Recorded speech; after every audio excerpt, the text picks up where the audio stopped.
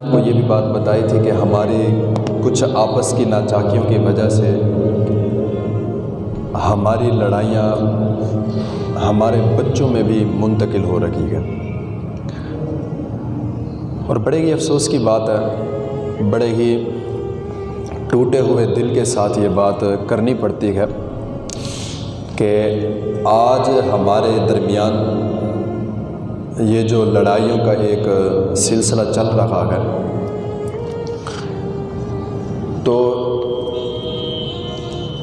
آپ کو میں ایک حدیث سناؤں کہ یہ جو ہم اپنے رشتہ داروں کے ساتھ، اپنے دوستوں کے ساتھ لڑائیاں جھگڑے کرتے رہتے ہیں یا ان سے ناراض رہتے ہیں، اور ہماری ناراضگی کا عالم یہ ہوتا ہے کہ ہم وہ لڑائی پالتے پالتے اس دنیا سے چلے جاتے ہیں۔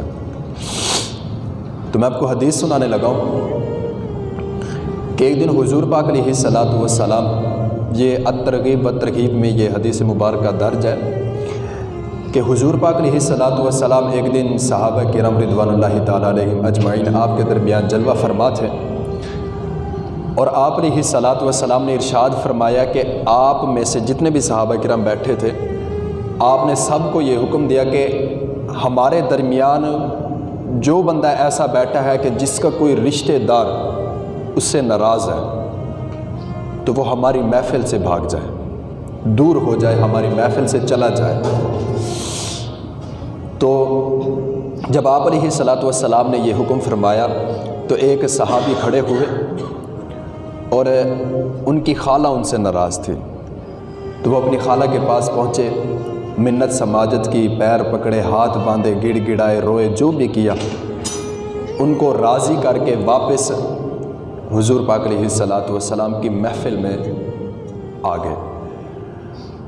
تو حضور پاک علیہ الصلوۃ والسلام نے جب دیکھا، اور صحابہ کرام کی نظریں جو تھی، اب سوال تو نہیں کر سکتے تھے، لیکن پتہ سب کو چل گیا تھا کہ اس کا کوئی رشتہ دار اس سے ناراض تھا، جس کو یہ راضی کرنے کے لیے اس محفل سے اٹھا تھا۔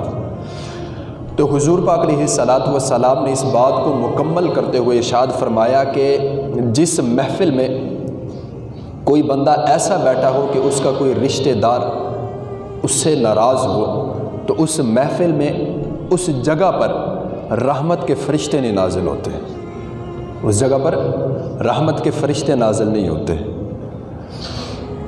تو غلام کا جو کام ہوتا ہے نا جی، غلامی کرنا ہوتا ہے۔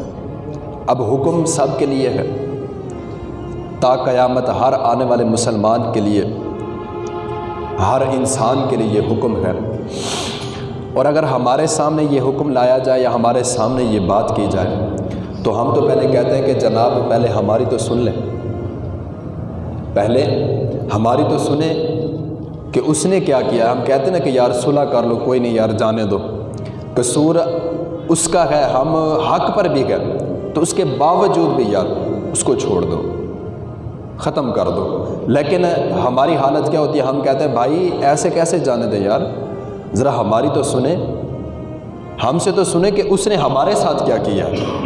ہم تو کہتے ہیں بھائی بات بعد میں کریں گے، پہلے آپ یہ دیکھیں کہ اس نے ہمارے ساتھ جو زیادتیاں کی ہیں اس کی ہم نے 7-8 کتابیں لکھی ہوئی ہیں، پہلے وہ تو سنیں۔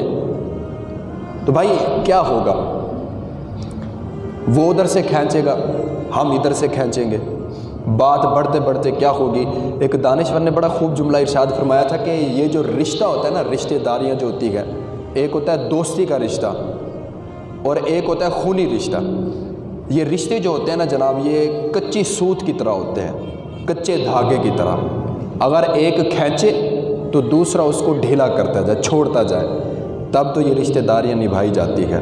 اگر دونوں طرف سے کھینچنے لگ جائیں تو بھائی وہ زیادہ دیر نہیں چلتی، وہ ٹوٹ جاتی ہے۔ تو رشتوں میں آپس میں مساوات ہونے چاہیے، ایک دوسرے کے ساتھ پیار محبت ہونا چاہیے۔ اور کتنا ہی دکھ کی بات ہے، کتنا بڑے دکھ کی بات ہے بھائی، کہ جب ہم میں سے کوئی بندہ، میں اپنی بات کرتا ہوں بھائی، کہ ہم میں سے جب کوئی بندہ یار بستر مرگ پر لیٹا ہوتا ہے تو انتظار کر رہا ہوتا ہے، یار میرا چچا زاد آئے گا، میرا تایا ابو آئے گا مجھے پوچھنے، اور بار بار پوچھتا ہے، اور حقیقت میں ایسے ہوتا بھی ہے۔ وہ پوچھ رہا ہوتا ہے کہ یہ میرا چچا نہیں آیا میرے سے بات کرنے کے لیے کہ آخری وقت چل رہا ہے، میرا تایا ابو میرے سے بات کرنے نہیں آیا، میرا کزن نہیں مجھ سے بات کرنے آیا۔ تو وہ یہ پوچھتے بھائی اس دنیا سے چلا جاتا ہے، اور مرنے کے بعد ہم جیسے بندے اپنی انا کو بچانے کے لیے، اپنا نام بچانے کے لیے میت پر جا کر بیٹھے ہوتے ہیں اور بلند آواز سے کہہ رہے ہوتے ہیں کہ بھائی اٹھ ہم سے بات کر۔ یار جب وہ زندہ تھا تب ہم اس کا چہرہ دیکھنے کے لیے بھی جناب وہ نہیں تھے، مدعی نہیں تھے کہ یار یہ ہمارے سامنے بھی آئے، ہم اس سے بات کریں۔ اور بڑے ہی دکھ کی بات ہے بھائی، بڑے دکھ کی بات ہے، ٹوٹے ہوئے دل کے ساتھ یہ بات کہتا ہوں میں کہ عید کے دن دو بھائیوں کے مکان بالکل ساتھ ہوتے ہیں، ایک ہی دیوار ہوتی ہے، اور اتنا اجازت نہیں ہوتی کہ اس خوشی کے موقع پر ایک بھائی دوسرے بھائی کو آ کے مل لے یا اس کو عید مبارک کہہ دے۔ اور ایک 5ویں گاؤں سے 5ویں پنڈ سے اٹھ کے آ رہا ہوتا ہے بندہ ملنے کے لیے، پھر پوچھا جانا بھائی یہ کون ہے؟ اس سے پہلے تو کبھی دیکھا نہیں، بھائی یہ میرا منہ بولا بھائی ہے۔ یار افسوس کی بات ہے، ایک پیٹ سے پیدا ہوئے دو بندے آپس میں بھائی نہ بن سکے تو 5ویں گاؤں سے اٹھ کر آنے والا بندہ کیا ہمارا بھائی بنے گا؟ خونی رشتے ہم قربان کر رہے ہیں، قتل کر رہے ہیں۔ پچھلے جمعے میں یہ بات کر رہا تھا، اور ایک جملہ ہمارے درمیان بہت زیادہ چل چکا ہے، اور یہ مسلمان کے لیے نا بڑا ہی گرا ہوا جملہ ہے۔ ہم بولتے ہیں نا کہ جناب کہ میں مشکل کے وقت نا گدھے کو بھی باپ بنا لیتا ہوں۔ سنا نا آپ نے یہ جملہ؟ سنا ہے؟ بول بھی جاتے ہیں کبھی کبھی ہم کہ جناب کہ مشکل کے وقت نا میں گدھے کو بھی باپ بنا لیتا ہوں۔ یار یہ کتنا انسانیت سے گرا ہوا جملہ ہے، کم از کم مسلمان تو یہ جملہ نہ بولے نا۔ حدیث شریف میں نا کہ خیر الناس من ینفع الناس اخرجت للناس، کہ لوگوں کو پیدا کیا گیا ہے نفع پہنچانے کے لیے، اور تم میں سے بہتر شخص وہ ہے جو اپنے بھائی کو، اپنے ساتھ رہنے والے کو نفع دے۔ اور ہم تو بھائی یہ کہتے ہیں کہ جناب ہم کسی سے دوستی کرتے ہیں، اس سے نفع لیا اور اس کو چھوڑ کے بھاگ گئے، اور کتنا یہ گرا ہوا جملہ ہوتا ہے ہمارے سامنے جب ہم بات کر رہے ہوتے ہیں۔ بھائی ہم تو اپنا مطلب نکلوا کے سائڈ پہ ہو جاتے ہیں، کم از کم ہم جیسا بندہ تو یہ بات نہ کرے، مسلمان تو یہ بات نہ کرے نا۔ کتنا انسانیت سے گرا ہوا جملہ ہے کہ میں مشکل وقت میں گدھے کو بھی باپ بنا لیتا ہوں۔ اللہ اکبر۔ اور خونی رشتوں کا جناب ہمیں پتہ ہی نہیں ہوتا، ان کی قدر ہی نہیں کرتے، اور وہ ترستے رہتے ہیں کہ یار ہمارا بھائی ہم سے بات کرے۔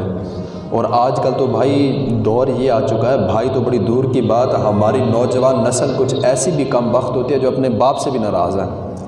اللہ اکبر، اپنے باپ سے بھی بات نہیں کرتے۔ یہ بھی وقت ہے، اس وقت کافی جگہوں پر یہ چل رہا ہے۔ اور میں ایک جگہ کا بات بتاؤں بالکل چھوٹی سی، کہ ایک حافظ قرآن تھا بچہ، اور میں حقیقت بتانے لگوں، یہ کسی کتاب کی بات نہیں، حافظ قرآن بچہ تھا، اس نے جناب اپنے والد صاحب کو پھینٹی چاڑ دی، اپنے والد صاحب کو مارا اس نے۔ یہ حالت تو یہاں تک پہنچی ہوئی ہے۔ اور کافی دفعہ ہمیں یہ بھی جناب فون پہ باتیں بتائی جا رہی ہوتی ہیں کہ جناب ہم سے پوچھا جا رہا ہوتا ہے کہ یہ ایسے ایسے مسئلہ ہے کہ ہمارے بچے ہم سے نہیں بولتے، ماں سے بچہ ناراض ہے، باپ سے بچہ ناراض ہے۔ کتنا افسوس والی بات ہے۔